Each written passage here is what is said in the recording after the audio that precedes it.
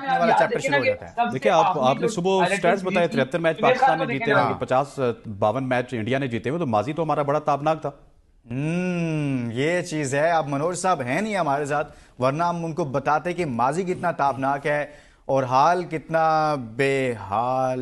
चले पता नहीं दोबारा मनोज साहब मैच के आपका बाद ये जाएंगे भी बात कि करूंगा, नहीं। लेकिन मनोज दत्त साहब हमारे साथ एक मरतबा फिर से मौजूद हैं। दत्त साहब, जो बात चल रही थी सर के माजी तो हमारा बड़ा अच्छा है, हमने स्टैट्स में भी देखें, ओडीआई में हमने 73 मैचेस भारत को हरा रखे हैं और यानी कि ग्राफ में हम ऊपर हैं, पाकिस्तान का ट्रैक रिकॉर्ड अच्छा है। तो सर ये जो कांपने वाला काम है ना, वो वहीं से शुरू होता है सर। अब मुझे मुझे एक चीज बताइए, अब विराट कोहली के ऊपर डिस्कशन चल रहा है। अभी T20 वर्ल्ड कप था यूएसए में और वेस्ट इंडीज में, उसमें विराट कोहली कोई खास अच्छे फॉर्म में नहीं थे, लेकिन जैसे ही फाइनल मैच आया विराट कोहली ने दिखाया कि वो बड़े खिलाड़ी क्यों हैं। ऐसे ही जब भी विराट कोहली बड़े मैच में खेलते हैं ना, जैसे पाकिस्तान हो गया, इंग्लैंड हो गया, ऑस्ट्रेलिया हो गया, तो विराट कोहली का जो लेवल है ना वो अपने ऊपर चला जाता है। वो महान खिलाड़ी क्यों है? क्योंकि बड़े मैच में स्कोर्स बनाते हैं, और कोई भी बॉलर हो, कैसा भी अटैक हो, कैसी भी टीम हो, विराट कोहली को पता है कि उनको क्या करना है। इतने सारे रिकॉर्ड्स उनके नाम है, इतनी बड़ी बड़ी उन्होंने पारियां खेली हैं। और विराट कोहली का जो प्लस पॉइंट है वो बहुत ही अटैकिंग है, पॉजिटिव खिलाड़ी है, इसलिए हमेशा मौके पर उन्होंने डिलीवर किया है। आज का मैच मेरा मानना यह है कि अगर पाकिस्तान की हार और जीत में कोई खड़ा है ना, अभी एक्सपर्ट कह रहे थे कि गिल के बारे में बोलते, रोहित शर्मा के बारे में बोलते, और आई हार्दिक थिंक पांड्या के बाबर बारे में आजम बोलते। आउट हो गए हैं यार, बाबर आजम आउट हो गए हैं। मनोज दत्त साहब, अभी आपने अभी आपको कैसी एक बात प्रेडिक्शन कह दे रहा दी। हूँ।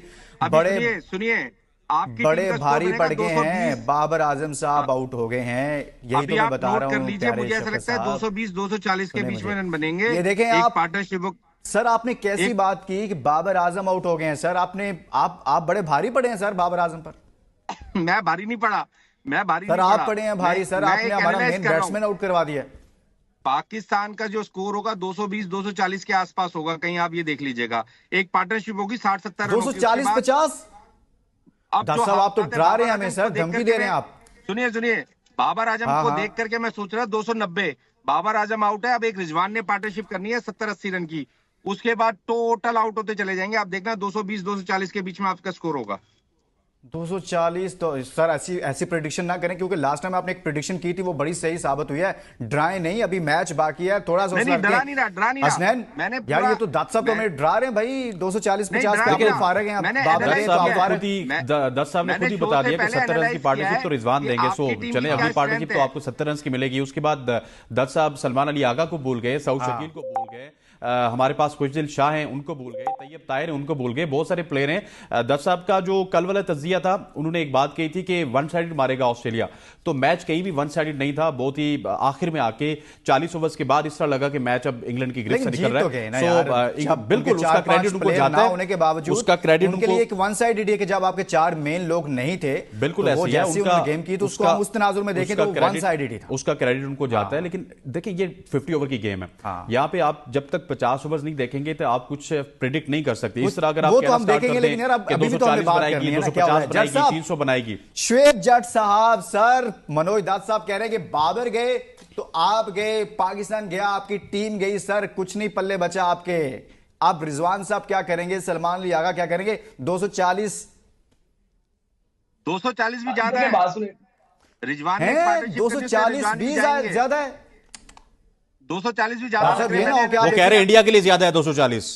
अच्छा अच्छा अच्छा, इंडिया के लिए ज्यादा है। किया है। सुनिए, बात आपके ये है, सारे हाँ एक्सपर्ट मेरी बात सुन ले, मैंने पाकिस्तान का बैटिंग ऑर्डर पूरा एनालाइज किया है। बाबर आजम हाँ, खेलेंगे तो 300 बनेंगे, 300 प्लस बनेंगे। बाबर आजम आउट होंगे तो रिजवान के साथ एक पार्टनरशिप होनी है, अराउंड 220-240 के आसपास रन बनेंगे आपके। सर ये बाबर आजम आउट हो गए बात थे आज से 2 हफ्ते पहले साउथ अफ्रीका के खिलाफ। रिजवान और सलमान अली आगा ने 352 चेस हमने किए थे। चेस किया, बहुत बड़ा टारगेट सर, बाबर के बगैर, विदाउट बाबर आजम, और मतलब लेकिन उनकी आप अच्छी इंडिया के परफॉर्मेंस अगेंस्ट के खेल रहे बगैर हैं। वो थे सुनिए, वैसे। आप इंडिया के अगेंस्ट खेल रहे हैं। इंडिया की जो स्पिन है, अक्षर पटेल, रविंद्र जडेजा, कुलदीप यादव, थोड़े से अच्छे क्वालिटी स्पिनर्स हैं, इतना आसान नहीं है दक्षिण अफ्रीका के स्पिनर्स और भारत के स्पिनर्स। एक और दूसरा सर जो है, शमी जो है 20 ओवर के बाद जो बॉल थोड़ा सा घूमने लगता है तो आखिरी के ओवर्स में रिवर्स भी कराने में सक्षम रहते हैं, इसलिए। और हर्षित राणा का स्पीड अच्छा है। तो यहाँ पर रिजवान ने क्या किया या पाकिस्तानी बैटर्स ने क्या किया, ठीक है, उन्होंने क्या, वेरी वेल डन। लेकिन ये जो कंडीशंस है, इसमें कहीं ना कहीं मुझे ऐसा लगता है कि बहुत ज्यादा स्कोर्स नहीं बनाएगी पाकिस्तान की टीम।